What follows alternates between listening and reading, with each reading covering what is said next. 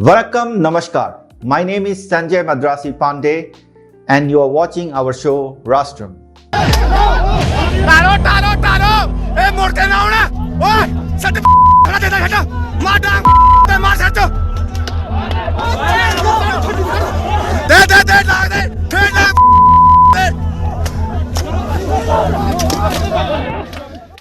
You must have watched the viral video from Taiwan where Indian army jawans are seen beating the intruding Chinese soldiers into pulp while hurling choicest slangs at them in chaste Punjabi.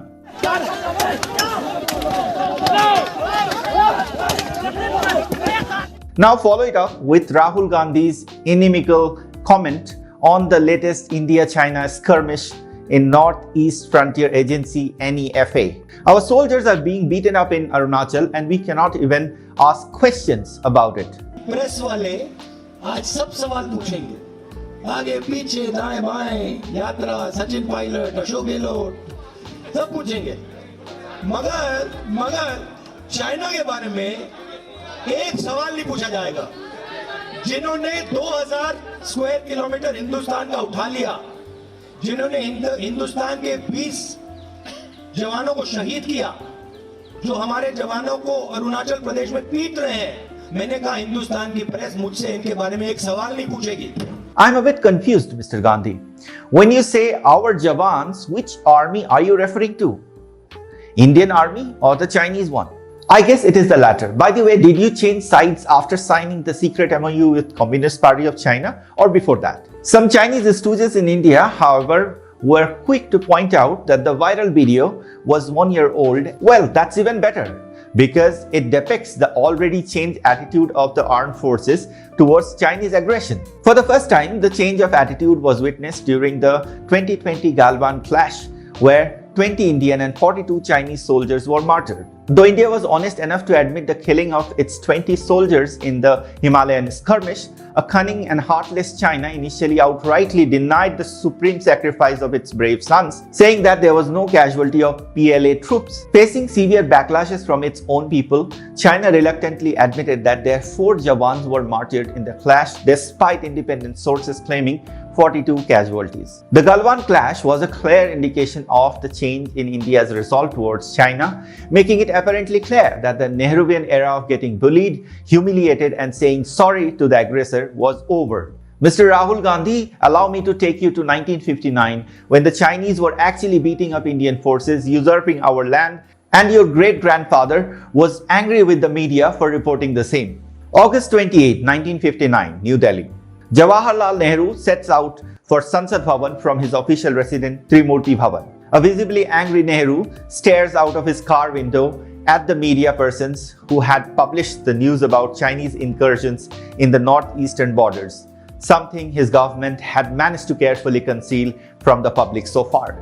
The news reports had blown the lid off the Chinese attack on Indian troops at Longju in NEFA, Northeast Frontier Agency, aka Arunachal Pradesh, pronouncing the futility of the much-hyped Panchsheel Treaty signed between India and China in 1954. As India's first Prime Minister, Nehru was no stranger to wars, bloodsheds, gang rapes, mass murders and destruction. Yet, he turned a blind eye to the annexation of languid snow lion Tibet by raging dragon China in 1950 and thereby bringing deceitful PLA at the very doorsteps of India. Despite several domestic crises crippling the country, PM Nehru sought to carve a place for himself on the international stage. Nehru believed that he was the inheritor of MK Gandhi's legacy of non-violence and as an elder statesman had a global role to play in post-colonial era. Till early 1949, China was not a security concern for India. The only external security threat that was there was Pakistan. Nehru, the self-styled proclaimed champion of non-violence movement, often talked about disbanding the army as, according to him, the police were good enough to govern the country and handle the external threats too. Now, if Nehru said the same thing today, he would be ruthlessly branded a pappu like his great-grandson, Rahul Gandhi, who has become the butt of the joke after stating something similar. If farmers and laborers are strong, India does not need to deploy armed forces at the borders. Anyway, let's switch back to 1950, when China's Mao Zedong was preparing for a major showdown with the US Army in Korea and had also announced his intentions to annex Tibet. As the international community slept at switch, the PLA made a bold move into Tibet on October 7, prompting the buffer state to seek help from friendly India. The Nehru government rudely turned down Tibet's appeals and asked them to sort out the matter with China peacefully. Only Bhure Sahab knew what that even meant. In fact, the Indian establishment was clueless about the crisis staring at them. With the fall of Tibet functioning as a buffer state between the two Asian giants, the stage was set for the Chinese incursions along McMahon Line drawn between India and the Himalayan state of Tibet. Brigadier John Dalby, who himself participated in the 1962 war, says in his book Himalayan Blunder, India was in a quandary. The entry of the Chinese troops in Tibet had potentially ominous long-term consequences. Tibet had become a buffer zone vital to British India's strategic defense. The abrupt removal of this buffer would alter the geopolitical balance, and henceforth India would have a live northeastern border to reckon with. There was a definite possibility that Tibet would be used as a springboard for aggression against India whenever it suited the communist regime in China. Prior to the annexation of Tibet, B.N. Malik, the then head of IB, had warned the Nehru government about China's intentions and prodded it to consider a military intervention to derail the dragon's nefarious designs. Nehru asked General Cariappa for his views. The latter categorically stated that the Indian army was not capable of handling such military intervention on behalf of the Tibetans. It was not only Malik who was calling for a hard line against China's expansionist policy. Home Minister Sardar Vallabhbhai Patel also advocated a showdown with the dragon. Minister for Industry and Supply Shyama Prasad Mukherjee and a few others echoed Sardar's sentiment on the issue. Here goes the excerpts from Sardar Patel's letter to Nehru on November 7, 1950. My dear Jawaharlal, I have been anxiously thinking over the problem of Tibet, and I thought I should share with you what is passing through my mind. The Chinese government has tried to delude us by professions of peaceful intention. There can be no doubt that the Chinese must have been concentrating on an onslaught on Tibet. The final action of the Chinese, in my judgment, is a little short of perfidy. The tragedy of it is that the Tibetans put faith in us. They chose to be guided by us, and we have been unable to get them out of the meshes of Chinese diplomacy or Chinese malevolence. From the latest proposition, it appears even though we regard ourselves as friends of China, the Chinese do not regard us as their friends. During the last several months outside the Russian camp, we have practically been alone in championing the cause of Chinese entry into the UN. We have to consider what new situation now faces us as a result of the disappearance of Tibet. Throughout history, we have seldom been worried about our northeast frontier. The Himalayas have been regarded as the impregnable barrier against any threat from the north. We had friendly Tibet, which gave us no trouble. The Chinese were divided, they had their own domestic problems and never bothered us about frontiers. In 1914, we entered into a convention with Tibet, which was not endorsed by the Chinese. The Chinese interpretation of suzerainty seems to be different. Very soon, they'll disown all the stipulations which Tibet has entered into with us in the past. That throws into the melting pot all frontier and commercial settlements with Tibet on which we have been functioning and acting during the last half a century. China is no longer divided, it is united and strong. Chinese ambitions in this respect not only covers the Himalayan slopes on our side, but also included important parts of Assam. While our western and northwestern threat to security is still as prominent as before, a new threat has developed from north and northeast. Thus, for the first time after centuries, India's defense has to concentrate itself on two fronts simultaneously. Let us also consider the political conditions on this potentially troublesome frontier. Our northern and northeastern approaches consist of Nepal, Bhutan, Sikkim, Darjeeling area and the tribal areas of Assam. From the point of view of communication, there are weak spots. Continuous defensive lines do not exist.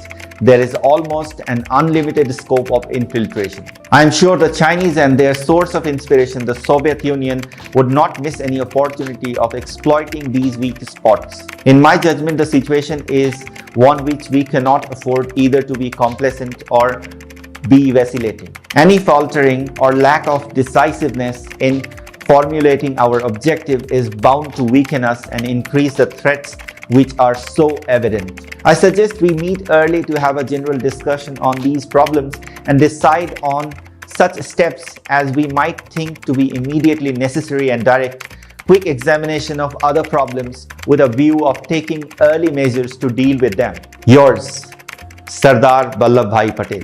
Unfortunately, Sardar passed away within a month after writing this letter. His departure made Nehru's functioning even more autocratic, as there was no one else to put a leash on him in the party or in the government.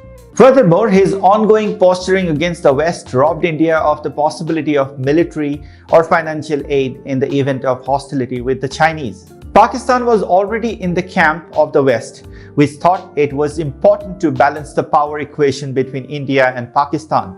Nehru brushed aside concerns of defense experts on the imminent threat from China. He did not get a wind of the Chinese incursion in Ladakh when China built a highway through Aksai Chin in 1957 and usurped around 38,000 square kilometers of land from India. In 1959, Nehru said most Indians wouldn't know where the Aksai Chin was when grilled about his abject surrender to China. Let me try to give you a little trivia about Aksai Chin. Situated in the northernmost portion of the Indian subcontinent, Aksai Chin is a part of the Union Territory of Ladakh that lies in the northeast of Jammu and Kashmir. The contested piece of land is almost the size of Bhutan or a little smaller than Switzerland. Most of Aksai Chin, a cold desert flatland that does not receive rain or snow and is mostly uninhabited, is under China's occupation for the last 6 decades. The Dragon first captured this barren piece of land during 1950s and consolidated its military grip over the area during the 1962 India-China War, thumbing nose at India's attempts to settle the border disputes peacefully. China occupied Aksai Chin, claiming it to be part of the ancient and medieval Chinese Empire. This claim, however, does not hold water. In the 1660s, the Mughal Empire extended to Ladakh. 2 decades later, the rulers of Ladakh and Tibet signed a treaty. So if Ladakh was an integral part of Tibet, what was the need of Tibet signing a treaty with Tibet? After the British colonizers took over India, the rulers of Tibet and Kashmir signed another treaty in 1842, confirming that Ladakh was part of Kashmir and controlled by its government. Dogra chief Maharaja Gulab Singh had conquered Ladakh in 1834 and made it a part of Kashmir state. Kashmir, along with Ladakh, came under the British in 1846. Thereafter, the British drew up the boundary of Ladakh and Tibet. Eventually, the government of India inherited the territories and boundaries of British India in the subcontinent as decided by the Indian Independence Act. Interestingly, China did not object to Ladakh or Aksai Chin being part of India until a couple of years after 1950, when the Indian Constitution adopted the whole of Jammu and Kashmir as an integral part of India. Historian Ramchandra Guha opines in his book, India After Gandhi. No official Chinese map showed Aksai Chin as part of China before the 1920s. A Xinjiang map of the 1930s showed the Kunlun, the mountains, rather than the Karakoram, the range, to have been the customary boundary, which had been India's claim all along. Celebrated French journalist Claudie Arpi, who authored The Fate of Tibet When Big Insects Eat Small Insects, cites US intelligence agency CIA to show that Chinese policy in Aksai Chin shifted in 1952. After the communist regime took over China in 1950, they planned aggression beyond the western boundary of Tibet through a network of 3 roads to be built under military supervision passing through Aksai Chin. One of these 3 roads is highway number 219 that connects Hotan in Xinjiang to Lhasa in Tibet. Despite the ongoing hostilities with India, China has recently announced its plans to build its second highway by 2035. Passing through the disputed territory of Aksai Chin. Claudie Arpi also cited a CIA document to say that the Chinese military first made its appearance in the east of Ladakh, that is Aksai Chin, in 1951. The construction activities, however, began only after 1953 when Hindi Chini Bhai Bhai had become the slogan of India-China friendship. By 1959, the myth of friendship had been busted. The proponent of Hindi Chini Bhai Bhai, Prime Minister Nehru, was busy diplomatically asserting India's sovereign right over Aksai Chin. Blinded by his one-sided love for Chairman Mao, Nehru was caught sleeping at switch. 5 years before the India-China war, Chinese newspaper Kuangming Ji Pao reported on October 6, 1957, the Xinjiang, Tibet, the highest highway of the world, has been completed. It reported that a number of trucks were running on the highway on trial basis, arriving in Tibet from Xinjiang. In 1958, then Foreign Secretary Subimal Dutt wrote to Nehru saying there was little doubt that the newly constructed 1200 kilometers road passes through Aksai Chin.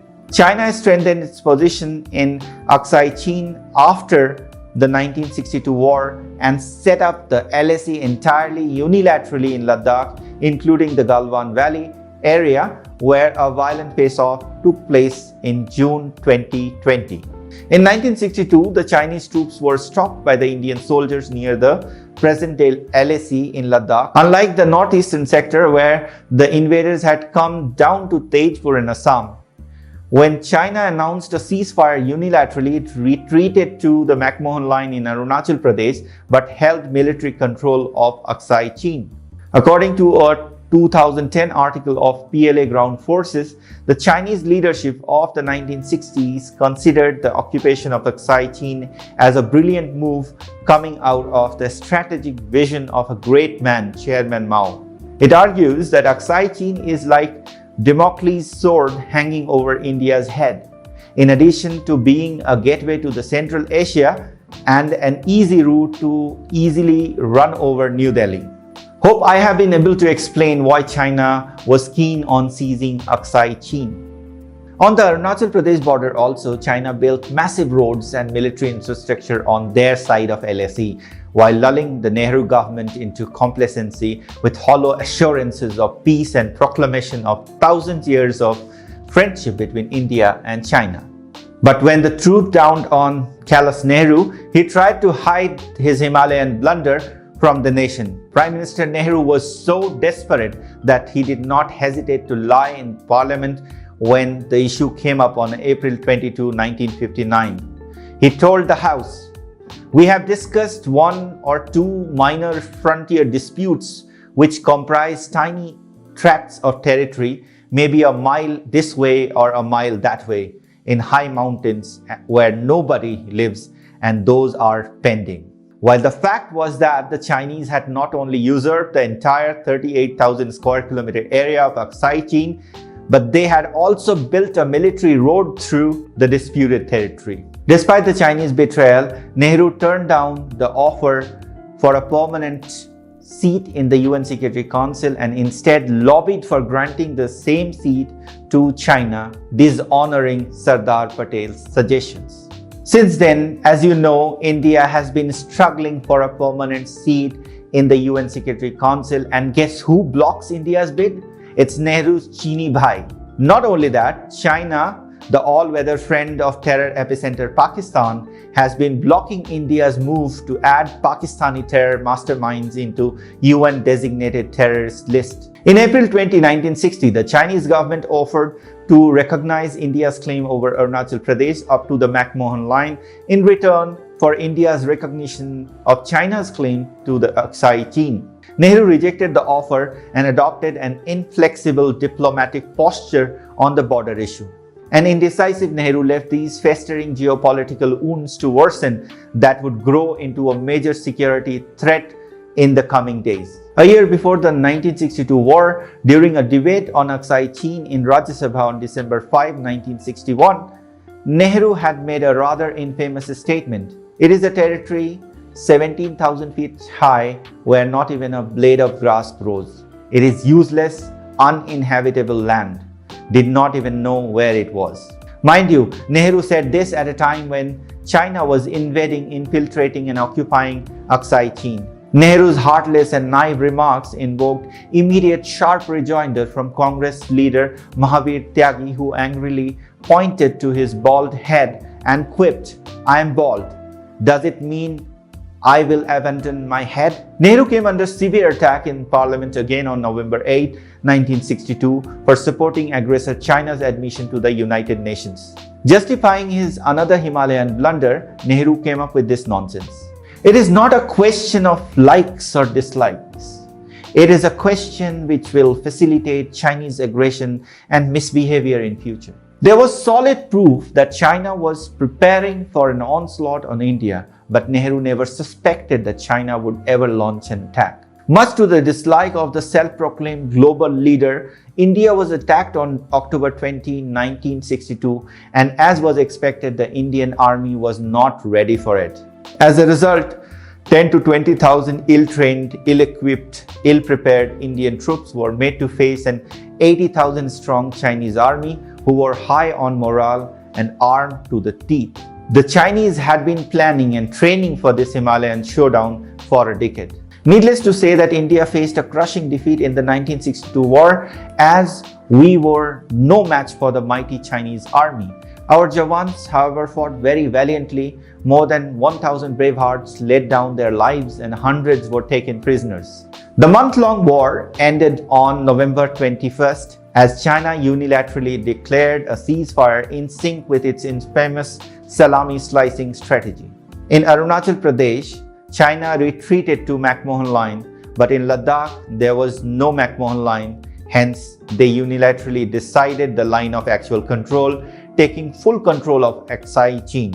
In 1963, Pakistan gifted another 5,000 square kilometers of Aksai Chin territory to China, thereby laying the foundation of the China-Pakistan Economic Corridor. Brigadier J.P. Dalvi, who was taken prisoner during the 1962 war and had spent 7 months in Chinese custody, writes, "On the night of 21st November 1962, I was woken up by the Chinese major in charge of my solitary confinement with shouts of good news. He told me that the Sino-Indian War was over and that Chinese government had decided to withdraw from all areas which they had overrun in their lightning campaign. When I asked the reason for this decision, he gave me this Peking-inspired answer. India and China have been friends for thousands of years and have never fought before. China does not want war. It is the reactionary Indian government that was bent on the war. So the Chinese counterattacked in self-defense and liberated all territories of NEFA and Ladakh in just 1 month. We have now decided to go back as we don't want to settle the border problem by force. We have proved that you are no match for mighty China." Indeed, 1962 was a national failure of which every Indian is guilty. It was a failure of the higher direction of war, a failure of opposition, a failure of the general staff, myself included. It was a failure of the responsible public opinion and the press. For the government of India, it was a Himalayan blunder at all levels. The people of India want to know the truth, but have been denied it on the dubious ground of national security. The result has been an unhealthy amalgamation of innuendo, mythology, conjecture, outright calumny, and sustained efforts to confuse and conceal the truth.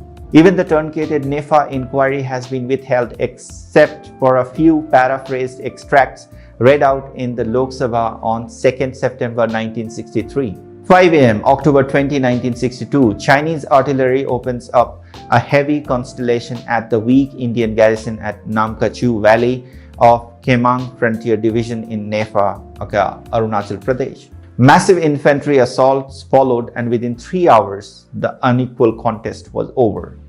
The route to the plains of Assam was opened. The Chinese exploited their initial success and advanced 160 miles into Indian territory down to the southern slopes of Himalayas, reaching Brahmaputra Valley on 20th November. They penetrated through the so-called impregnable defenses at Sela Pass. Bomdila was literally overrun. The monastery town of Tawang fell without a fight. India's panicky reaction included the scrambling of ill-equipped, ill-trained for mountain warfare and unacclimatized military formations from Punjab over 1,600 miles away. They were merely funneled into the Chinese bag. The Chinese were amazed at the grave military blunder as they had assembled 50,000 strong army opposite any FA. The Chinese had lit the fuse on September 8, 1962 by intruding into the Changla Ridge area. But this was not treated as a prelude to a full-scale invasion. It was dismissed as yet another minor border incident which could be localized and dealt with firmly. Prior to the Chinese invasion, the prevalent political and military thinking was that there could be no war with China in Nehru's lifetime. The Chinese were our friends, and the only combustible issue was the undemarcated Indo-Tibet border. India was therefore taken by complete surprise politically, diplomatically, and strategically. The initial reaction to the Chinese invasion and our reserves was one of shock, disbelief, and indignation. India's distinguished President Dr. S. Radhakrishnan summed up the feeling of the nation succinctly when he exclaimed, "We have been negligent and credulous." Later, Nehru expressed the view that the Chinese had treacherously stabbed him in the back. In a radio talk at that time, he said, "I am aggrieved at the setbacks to our troops that have occurred on the frontier and the reverses we have had. They were overwhelmed by the vast numbers and big artillery, mountain guns and heavy mortars which the Chinese had brought with them." It was clear the country and the army found themselves in a predicament largely because of the government's failure to anticipate the possibility of a war with China. Over the years, half-truths, rash promises had been made to assure people that the country was prepared for a military showdown with China. Even at the height of the crisis in September-October 1962, important personalities were issuing confident and bellicose statements, talking glibly of evicting the Chinese in one short and sharp engagement. But the decisiveness of our defeat made it painfully clear that we were caught napping and had tried to bluff our way out of the crisis that was partly our own making.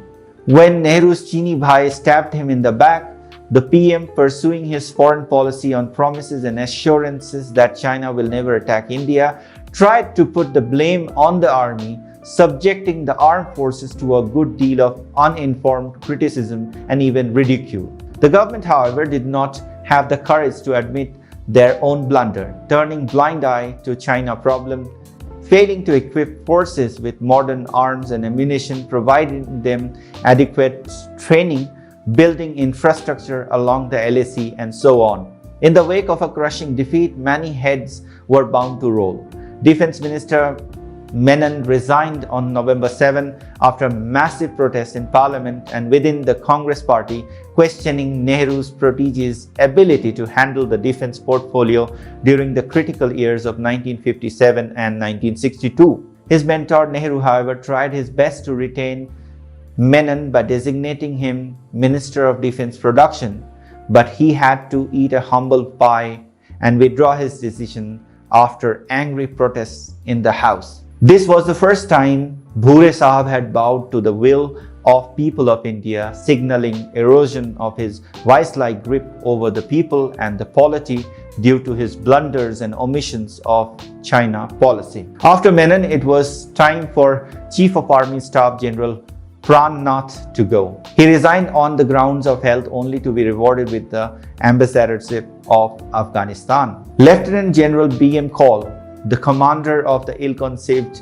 and ill-fated 4th Corps, was compelled to seek premature retirement, a bitter pill for Nehru to swallow, as Kaul was widely believed to be his protege and military confidant. The Chinese announced their intention to withdraw from the occupied areas not before giving India's international standing a near mortal death and altering its national political scene forever. Nehru and his ministers were touring when Chinese first intruded Thagla. Nehru was attending the Commonwealth Prime Minister's Conference in London when the Chinese first intruded into Thagla area.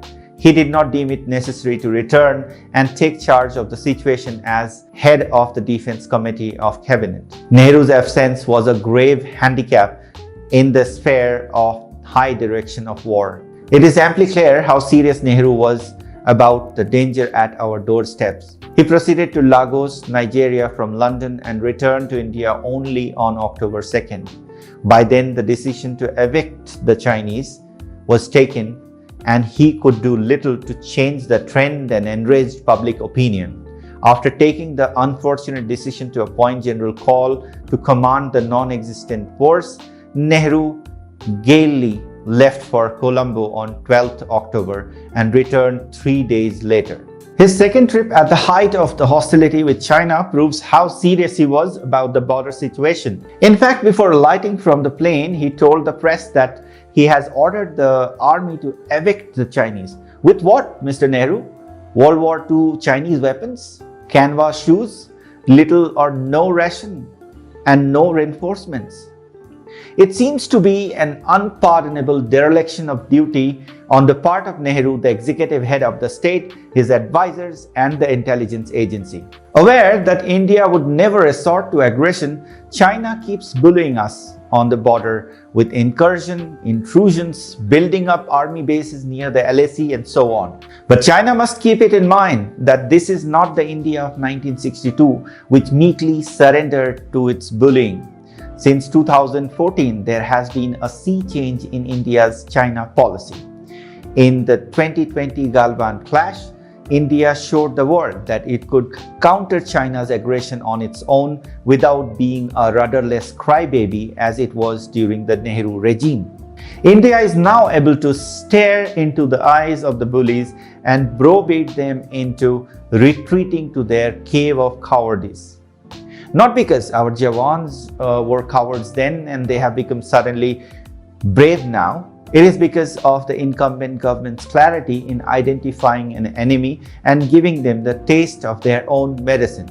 India had to pay a hefty price for neglecting Sardar Patel's suggestions on how to counter Chinese aggression in Nefa and in Ladakh in 1962. But the incumbent Modi government seems to be following the Iron Man's suggestion in letter and spirit. The infrastructure blitzkrieg in the so far neglected and terror-hit Northeast has rattled China badly. Xi Jinping now knows that India is gradually heading towards a position from where it can give the dragon a bloody nose in the event of a clash, incursion, or bullying at the borders. The Communist Party regime seems deeply perturbed by construction of roads, tunnels, and bridges across the Northeast, particularly near the flashpoints. Strategically important Sela Tunnel is being constructed at a height of 13,000 feet in Arunachal Pradesh and is likely to be ready by January 2023. Once completed, this 2-kilometer tunnel will provide the Indian security forces an all-weather access to Tawang near China border. At present, the connectivity between Assam and Tawang gets affected during the winter due to excessive snowfall at the Sela Pass, crippling movement of army vehicles and others. Unlike 1962, when Nehru buried his head in the sand of ignorance, the current dispensation is showing the mojo to counter any future Chinese misadventure. In the past few years, India has increased its defense budget, keeping the threats in mind. The armed forces are being equipped with modern weapons, high-frequency radar systems are being installed, laser-guided cutting-edge missiles, drones, artillery guns, and tanks are being deployed in the sensitive border areas. But that's too little, if not too late. In order to compete with China and guard our 2,100-kilometer long border with the enemy state, we need more resources to match up with what the far-sighted Chinese had built way back in the 1970s. This means we need to ramp up our defense budget. At present, China's defense budget is over 3 times that of India's budget. While India's defense budget for 2022 was $70 billion, China's defense spending stands at $209 billion. Now, one might argue that China's economy is 5 times bigger than India, but when you go to the battlefield, what counts is how well equipped, how courageous, and how far-sighted you are. Nobody would take pity at your financial conditions and resource crunch. It is true that India's resolve and response during the recent violent clashes has surprised the Chinese strategic community. If a scrapping of Article 370, pronouncements of taking back Aksai Chin, growing alliances, and infrastructure surge all along our northeastern border was not enough, India's growing alignment with its adversaries in the US, Japan, Australia, Vietnam has made China very uncomfortable. To deal with a resurgent India, Chinese hardliners suggest a policy of three no's. No weakness, no concession, and no defensive defense. In other words, China should take all opportunities to crack down on India, take the initiative to hit it hard where it hurts the most, by supporting the cause of Maoists, Naga separatists, or Kashmiri terrorists. Much to the dislike of Xi Jinping regime, the recent Chinese actions and reactions in places like Galwan Valley, Tawang and Doklam have stoked nationalism in India and united the otherwise divided nation against China. If the India-China ties are damaged beyond repair, experts say India alone or in association with other countries will cause endless trouble for China, leading to fall of the communist regime that has ruled the vast Asian country with an iron fist for the last 7 decades. Well, that sounds like wishful thinking. We cannot make our defense policy based on that, like Nehru did in 1950. Hence, the global statesman left his borders defenseless, undeveloped, keeping India's borders open for enemies with red carpet to invade. For many years, independent India had a policy that the best defense is not to develop the border, that undeveloped borders were safer than the developed ones. That's why there was no construction of road, airfields, or anything on the Indian side, while China went on an infrastructure blitzkrieg on their side of the border. If you think I'm making that up, hear it from the horse's mouth. Independent India, many years as a policy on border, best defense is not to develop the border. Undeveloped border is more safe than developed border. So many years there was no construction of roads, airfields, nothing in the border areas. By that time, China continued to develop their infrastructure in the border areas. So as a result, now they have gone ahead of us. Compared to us infrastructure-wise, capability-wise, in the border areas, they are ahead. Admit that. It's a part of history. For good, this wicked and flawed strategy of Indian government has changed in the past few years. There is a construction boom on the Indian side of the border too. Now India is building the capacity to counter Chinese aggression, making sure that Nehruvian Himalayan blunder is never repeated again.